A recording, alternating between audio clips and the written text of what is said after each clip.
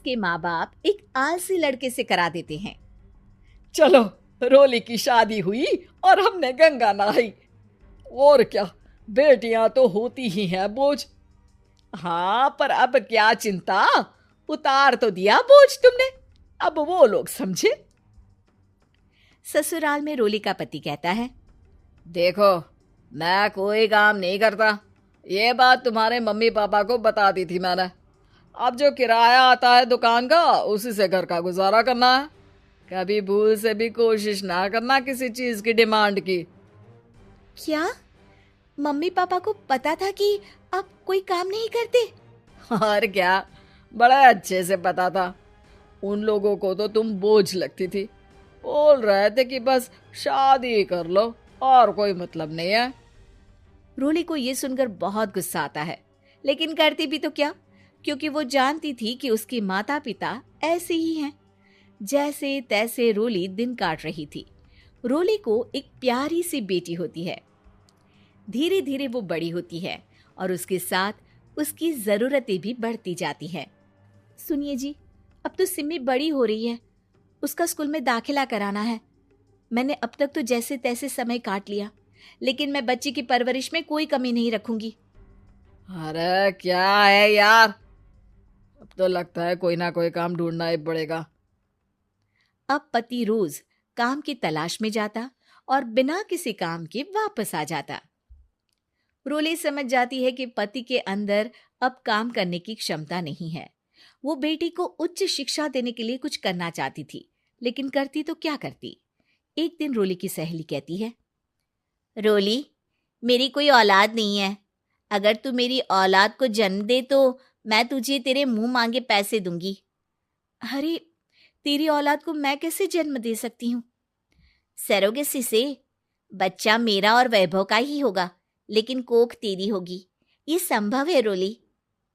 रोली कुछ सोचकर कहती है, मुझे मंजूर है, लेकिन मैं इसका 2 लाख रुपया लूंगी। अरे कोई बात नहीं, मुझे मंजूर है।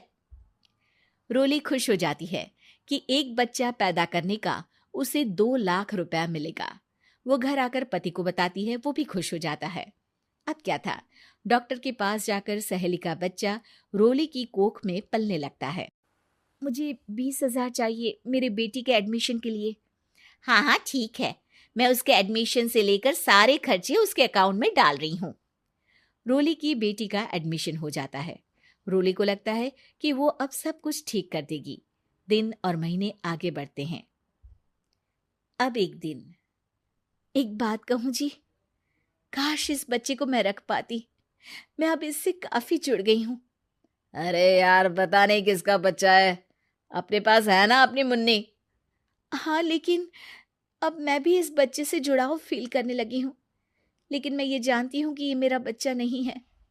दोनों की जिंदगी ठीक चल रही थी, लेकिन कहते ना कि सुख का पल ज्यादा लंबा नहीं होता।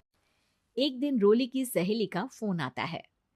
रोली, मुझे अब ये बच्चा नहीं चाहिए, मैं अपने पति को छोड़ रही हूँ। अरे लेकिन मुझे पैसों की जरूरत है, बच्चा तुम्हारा है, मैं क्या करूंगी? सहेली बिना कुछ बोले फोन काट देती है, फोन स्विच ऑफ कर देती है। लेकिन रोली के जीवन का तूफान यहीं नहीं रुकता। रोली, मैं इतना भार नहीं उठा सकता। आज पढ़ाई का पैसा मांग रही हो, कल को शादी, कॉलेज और पता नहीं क्या क्या। मैं तुम्हें छोड़ रहा हूँ, अपनी बच्ची उठाओ और निकलो इस घर से। अरे पर मैं कर तो रही हूँ ना बच्चे के लिए काम, आप आराम से रहिए ना। क्या काम कर रही हो, देख रहा हूँ मैं। ये छोटा शहर है, यहाँ लोगों को बात बनाते वक्त नहीं लगता। तो मैं क्या करूं? ज्यादा पढ़ी लिखी नहीं हूं, कैसे घर के खर्चे चलाऊं? और आप तो काम करना ही नहीं चाहते। हाँ, ना चाहता हूँ और ना ही करूंगा।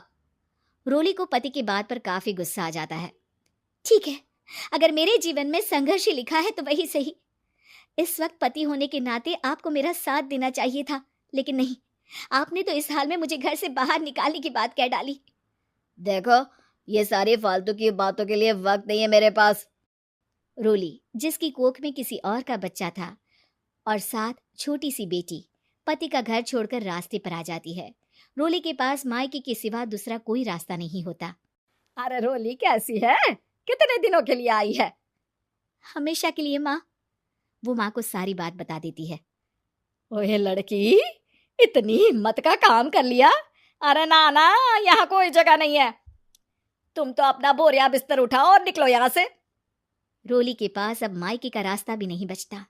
वो चुपचाप बच्ची को लेकर जा रही थी कि उसे दर्द होता है और वो डॉक्टर के पास चली जाती है और फिर वहां वो एक प्यारे से बेटे को जन्म देती है। कितना प्यारा है, कितने अभागे हैं इसके माँ बाप जो इसके पैदा होने पर भी नहीं है। तभी वहां डॉक्टर आ जाती है। रोली, बच्चे के पिता तुमसे मिलना चाहते हैं। आपका बहुत बहुत शुक्रिया। मैं इस बच्चे को पालूंगा, भले ही इसकी माँ ने इसे छोड़ दिया हो, पर मैं अपनी जिम्मेदारी निभाऊंगा। तो क्या आप मुझे इसके पैदा करने के लिए जिन पैसों की बात हुई थी वो भी देंगे? हाँ, और साथ ही आप चाहें तो मेरे घर में रहकर मेरे बच्चे की देखभाल भी कर सकती हैं। मैं उसके लिए आपको सैलरी दे दिया करूंगा। रोली को लगता है कि जैसे भगवान ने उसके लिए सुकून का रास्ता खोल दिया। वो अब मुकेश के साथ उसके घर चली जाती है, जहां रहकर वो उस बच्चे की देखरेख करती है। अब मुकेश के घर को रोली अच्छे से संभाल लेती है, उसके लिए खाना बनाने से लेकर बच्चों की देखभाल और घर की देखरेख। धीरे धीरे मुकेश को रोली से प्यार हो जाता है। रोली, तुम्हारी बेटी और मेरा बेटा बिल्कुल भाई बहन की तरह साथ रहते हैं। हाँ, आखिर है तो एक ही कोख के बच्चे, अटैचमेंट तो होगा ही ना। रोली, तुमने घर और मुझे दोनों को संभाल लिया। ये तो मेरा काम है। आपने भी तो मुझे छत दी जिससे मैं अपनी बेटी की पढ़ाई और भविष्य के लिए पैसे जोड़ सकूं। अब रोली, क्या तुम मुझसे शादी करोगी? अब मैं जानता हूं तुम्हारी भी शादी कुछ खास अच्छी नहीं रही। रोली को मुकेश की बात ठीक लगती है। वो उसे हाँ बोलने की सोच ही रही होती है कि उसके पहले पति का फोन आ जाता है। रोली, मैं बहुत परेशान हूँ। मेरा एक्सीडेंट हो गया है। मैं चाहता हूँ तुम वापस आ जाओ। रोली को पुराने पति की चिंता होने लगती है। वो सोचती है कि वो क्या कर रही थी। हाँ हाँ ठीक है, मैं आ रही हूँ। हाँ रोली, आ जाओ, लेकिन बच्ची को कहीं हॉस्टल में छोड़कर आना, क्योंकि मैं नहीं चाहता कि हम लोगों के बीच फिर से वो सारी बातें हो। रोली को समझ आ जाता है कि पति आज भी सुधरा नहीं है। वो पति के पास जाने से इनकार कर मुकेश को हाँ कर देती है।